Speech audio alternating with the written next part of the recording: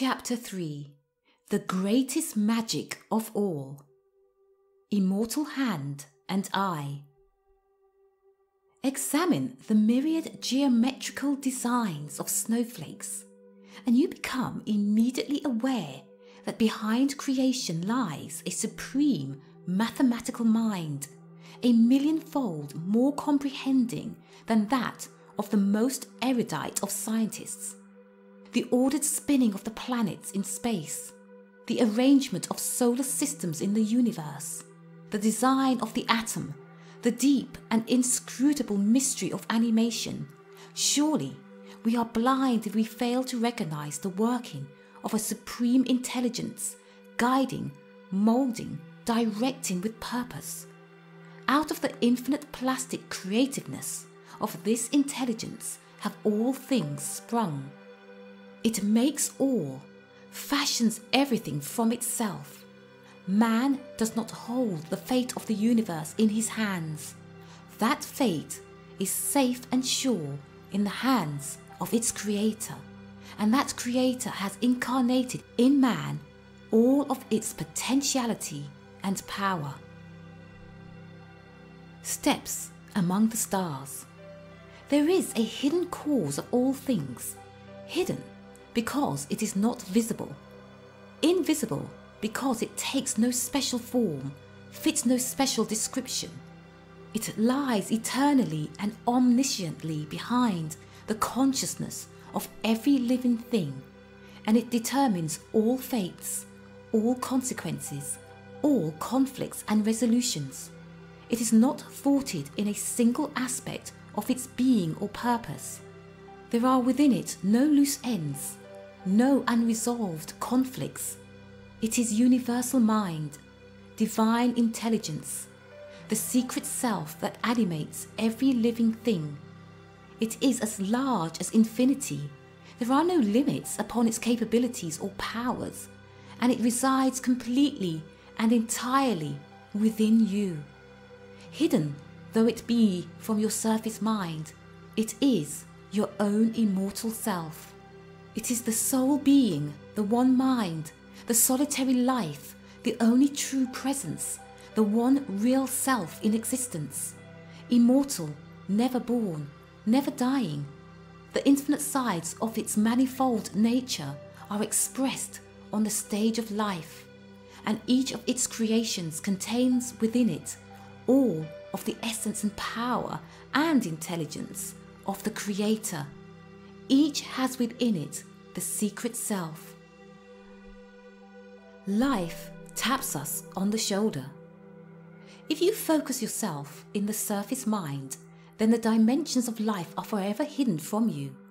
You do not know where you came from, and you do not know where you are going. You even wonder if one day you might suddenly cease to be. You cannot fathom the billions of miles of distance to the nearest star, or the billions of years since the Earth first swung into orbit around the Sun. You cannot see the mind of another person, understand what animates a living being, comprehend the purpose of life. All is a mystery. All dwarfs the little ego, which literally cannot see beyond its own nose and grasps even that but vaguely. No individual reigns supreme. We are all part and parcel of one mind, one self, one supreme intelligence. And insomuch as we understand this transforming fact that intelligence enters completely into us and possesses us and uses us for its work in the world, so that we perform to the zenith of our human capabilities. Tunnel vision. Implicit in the universe is first cause, original impetus, and this first cause is a primal intelligence from which all things have sprung. It is involved in expressing itself, and the result is the infinite variety and design of life, the endless series of evolving forms that inhabit the world. Each form is not a separate creation of the original intelligence, but rather is an expression of it. So that there dwells in each the original intelligence itself, masquerading as the form and limited to that extent, but in essence remaining infinite and eternal and omniscient. You are not the limited surface self and ego that you have always fancied yourself to be, but you are that very primal intelligence that has manifested all the forms of the universe. Reflection on the nature of intelligence and consciousness reveals why this is so. When our attention is focused upon a certain thing, insomuch as our absorption is complete, we become the thing that has our attention.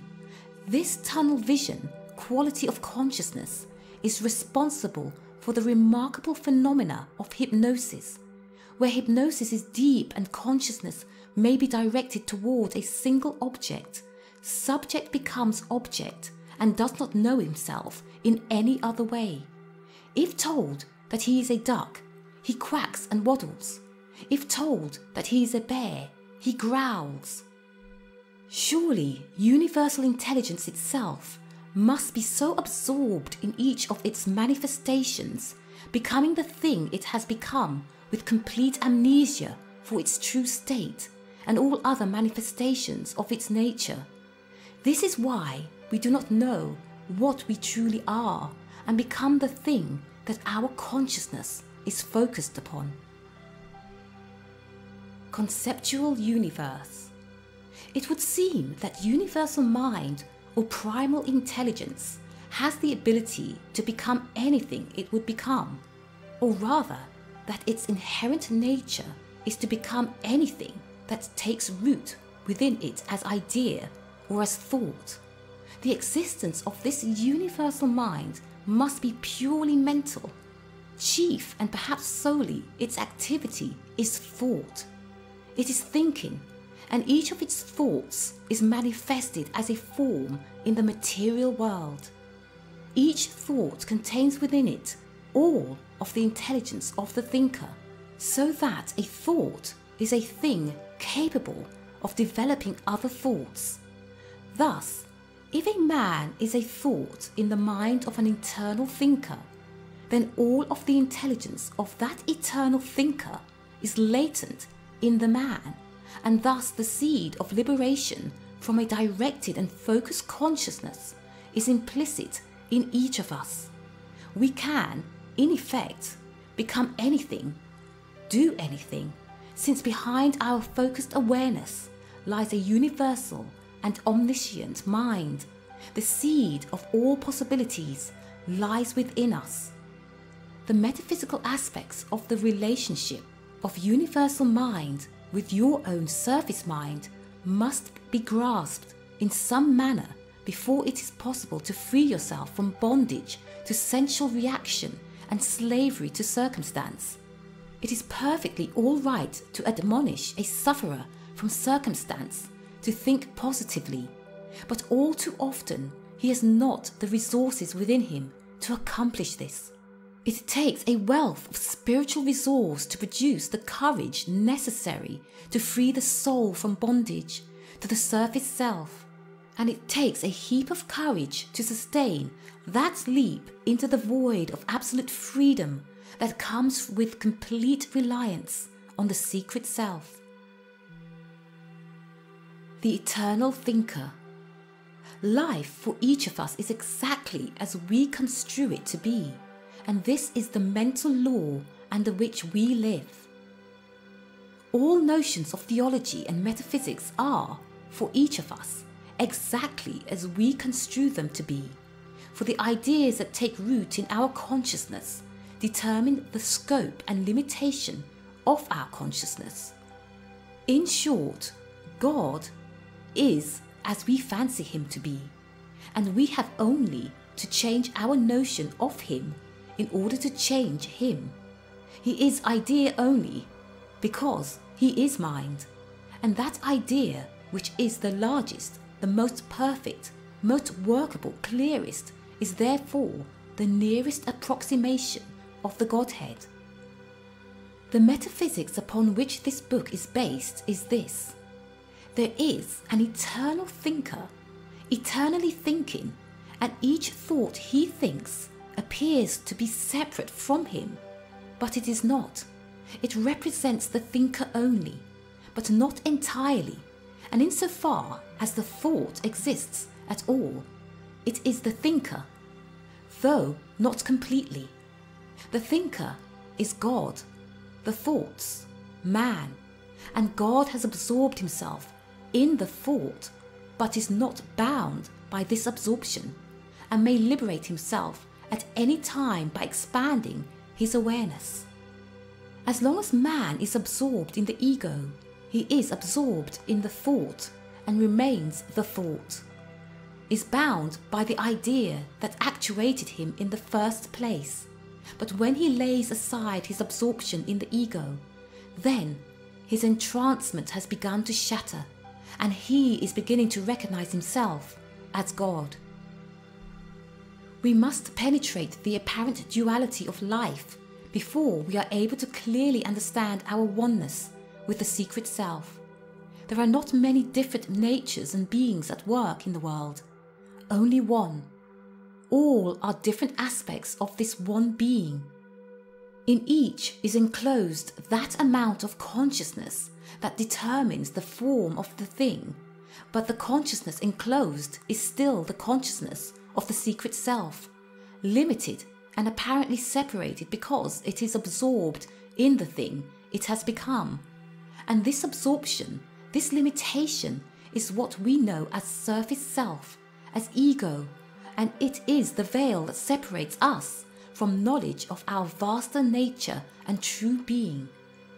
To get rid of ego, then, is the thing to be done, to subordinate it to the secret self, to place it in proper psychic position to its master and director, and above all to recognize it as primarily illusion, a changing thing, a temporary cloud that stands between us and pure and complete unity with the divine. These are the steps a novitate must take before his work in the world are marked by power and effectiveness. Conditioning consciousness. All lack, limitation, and malfunction that touches our lives is carried in our minds, is literally created there because it is a product of our limited and ego-centered consciousness. We stumble because we do not see, and this condition of not seeing places the obstacle in our path. The remedy, rather than trying to cast out something that is not truly there, is to expand consciousness until it can be seen that lack and limitation and malfunction only exist by virtue of imperfect mental perception. This is why there is such a great deal of failure on the part of persons who try to create positive conditions in their lives by thinking positively. Usually, such positive thoughts center around money, health, love, security, inner peace. A person who lives in a constant state of apprehension is told that all he has to do to develop courage is to tell himself that he is brave. All positive statements to himself avail nothing, and he is left just as cringing and tension-filled after his self-treatment as before, perhaps more so, for now even the little confidence he once had has been stripped away. If we wish to conquer fear, we must develop such knowledge and perception as enable us to see, control, and knowledge and perception we formerly found threatening. There is nothing wrong with being afraid of a lion, but if we wish to conquer that fear, we are going about it the wrong way when we try to hide the fear from ourselves and step out to meet the lion in ignorance, thereby providing the beast a tasty meal. The only way to conquer fear of lions is to learn to handle lions. Once we have learned control, we step out to meet the lion in perfect safety. The proper psychic position. Learn to listen. There are voices that speak within the soul. When you consciously give over direction of your life to something other than the ego the voice of the divine becomes unmistakable. Unlocking the prison self. Imagination is the key that unlocks the prison self. The mental essence of the secret self is imagination. In one quick instant, imagination can span all boundaries, all space, all time. Man, the physical animal, is only an infinitesimal creature struggling in the gigantic abyss of space and time. But man, the mental being, has the same stature as the universe itself, for his mind can perceive all and understand all, the very structure of matter and life. Imagination propels him into such understanding, is his link with the secret self. John Masefield wrote, "Man consists of body, mind, and imagination. His body is faulty, his mind untrustworthy, but his imagination has made him remarkable. In some centuries, his imagination has made life on this planet an intense practice of all the lovelier energies. It has been established that whatever is maintained as an image in the mind will make its way into the outer world and manifest as a physical fact. This is not because we have changed the outer world, but because we are able to see there are only those things that our consciousness is conditioned to perceive. By changing our consciousness, we alter our perception. Consciousness is generally altered by stimuli from the outer world. One born into money tends to develop a prosperity consciousness and thus to live all his life in a condition of plenty. Similarly, one born into a condition of poverty tends to develop a scarcity consciousness and thus to live all his life in a condition of scarcity. We are slaves to our environment, yet the liberating tool lies within. Imagination can condition your consciousness any way you choose. Properly used, it can make you master of all events, all circumstances. No longer need you exist as an equation of reaction to the things and events that surround you, but instead you may cast up within your mental being those images that most suit your inner goals and intents. Seeing these instead of opposition and discouragement, nothing under the sun can stop you from achieving them. Visualization. What a lovely thing is the power of the mind to visualize.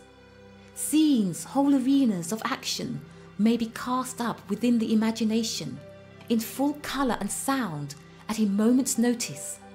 What we choose to see within our minds, we see, and this is the principal fact of our existence.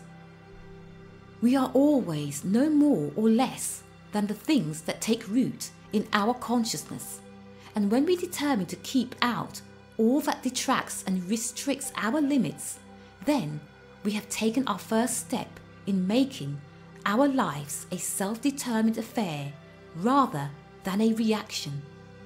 The godlike part of man is mental and spiritual.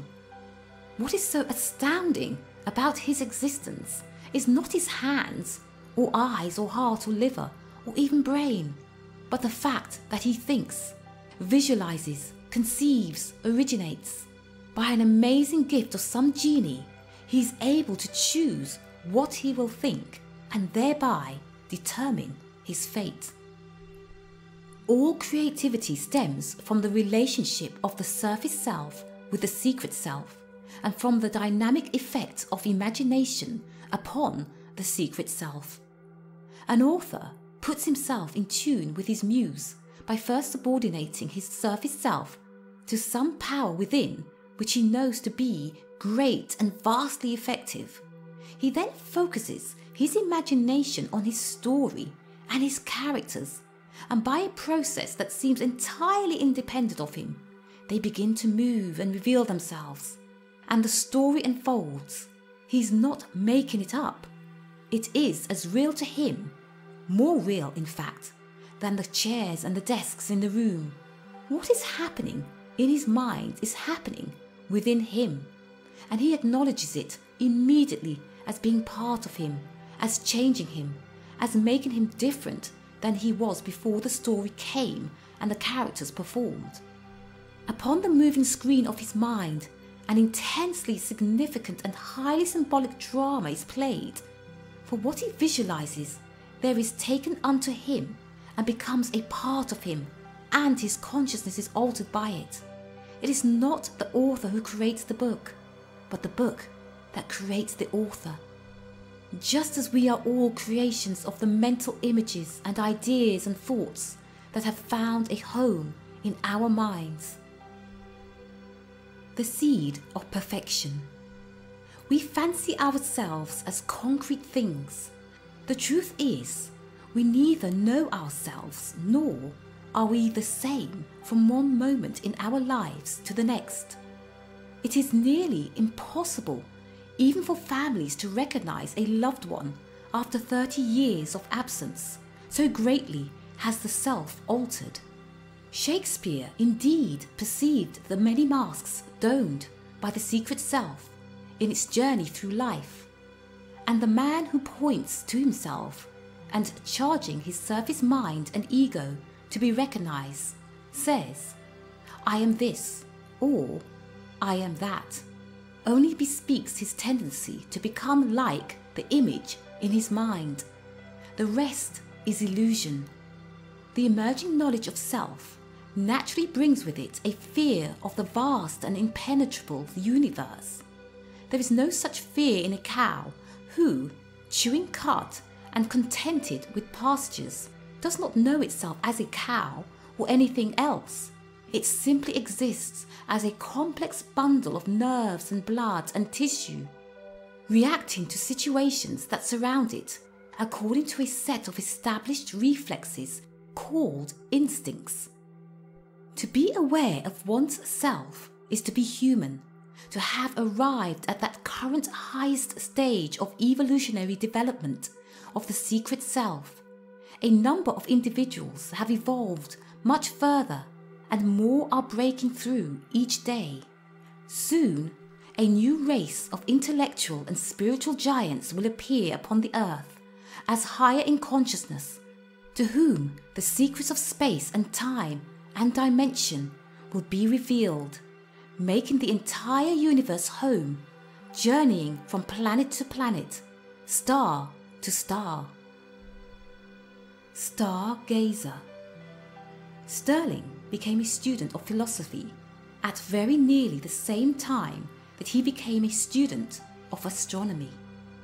Suddenly was aware that the routine moves of his existence would not be bearable for another 30 years. He decided that he either must find some other profession or discover new meaning in the one he had. "What is it," he asked, "that I am missing? It is almost as if some ingredient had been left out of me at birth, so that I am incapable of grasping the meaning of life.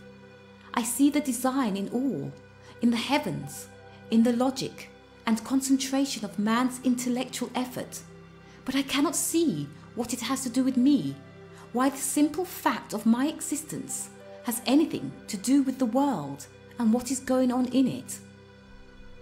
Sterling stated that his exploration of the heavens had always been a thing apart from him. He had peered into space as if he were an interloper, and the only thing that had been revealed to him, that he was an indiscernible speck upon an indiscernible speck. He decided to work on the theory that the entire heavens were within his own consciousness. The idea intrigued him. Several months later, he discovered a new novae. Within a year, he presented a paper elucidating upon the constant creation of hydrogen. It was widely acclaimed. He made this statement to his friends: "It is impossible to penetrate the heart of a matter if one is detached from it. In some kind of mysterious way, we all share the same consciousness, And when we manage to break down the walls that separate us from the things we are doing, we are able to grasp their meaning by a kind of direct apprehension. I suppose you could call this intuition, but actually it is a great deal more. It is absolute knowing through being the thing you are attempting to know.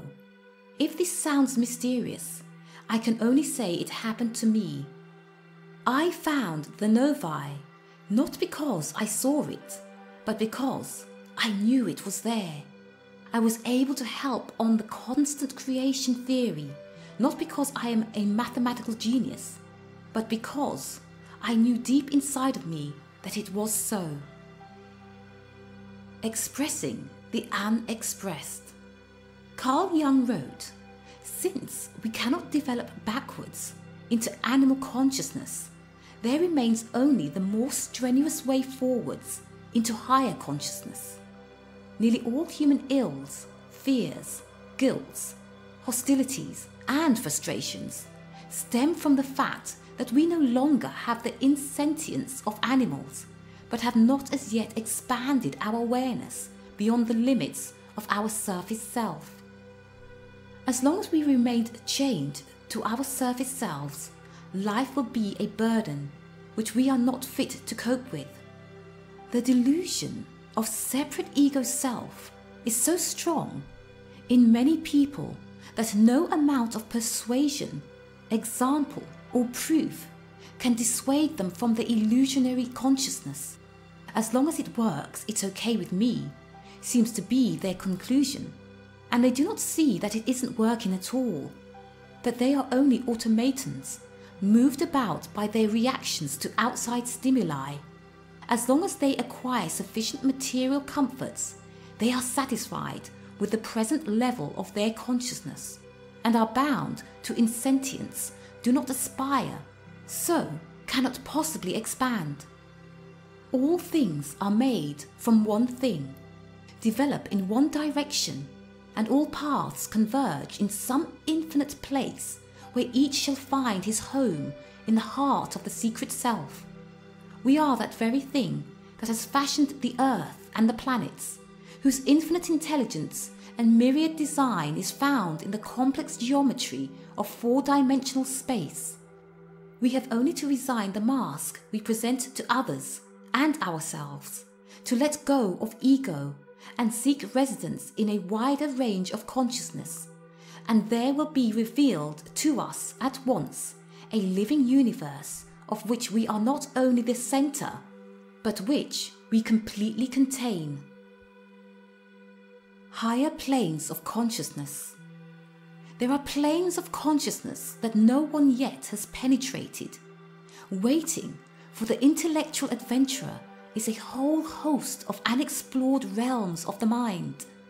Man may have crossed the oceans and visited the poles, may even now be venturing into space, but thus far he does not even know his origin or his destiny. These lie hidden in the dormant layers of his consciousness. The unavoidable cause of all things is mind. Before anything material, anything substantive, was ever made, there had to be prior knowledge of such creation, and that prior knowledge could only be held by an intellectual being, a mind.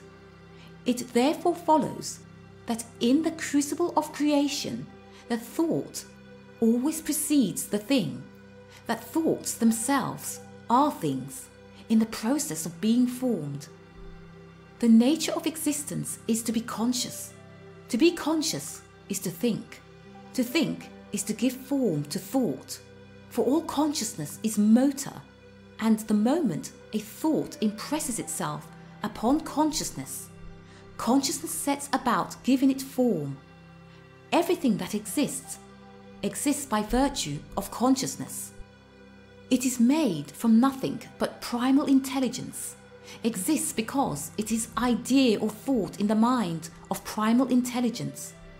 Insofar as the creation of things embodies a degree of the primal intelligence, the thing so created and the intelligence so embodied approximates the intelligence of the Creator. The thing created becomes ever more like its Creator, is only different because of the limitations imposed upon it by the idea which gave it form. Power to change. A man is not bound to his limitations because he has been created a certain way. He can turn to the wider consciousness that lies within him, call upon it to manifest in his life, to expand his awareness, perception, knowledge, effectively becoming a different and better person than he thus far has grown to be. Surely this must be the purpose of life itself, that the created expressions of some great and primal intelligence grow into full knowledge and awareness of that intelligence, and by so doing unite. The world and all within it is the expression of the divine, which is never more than partially revealed in each of its numberless and varied expressions, but which is fully inherent in each of those expressions. All the power of the secret self lies within you. Some tiny portion of this great Creator was not cut off and installed. All of it is hidden within you, lies dormant there, ready and able to enlarge your life to the same degree that you are able to free yourself from ego-imposed bonds. The hidden cause of all things is the primal mind that lies behind creation, and it delivers to each creature according to the consciousness of each creature, according to the image in the mind. What we are witness to in the world is an incessant parade of thoughts becoming things, not because thoughts create things, but because we only perceive the things that occupy our consciousness as thought. In essence, all things possible of mental visualization are already in existence, for in order that they be visualized at all, they must already have been conceived in the mind of the ultimate intelligence.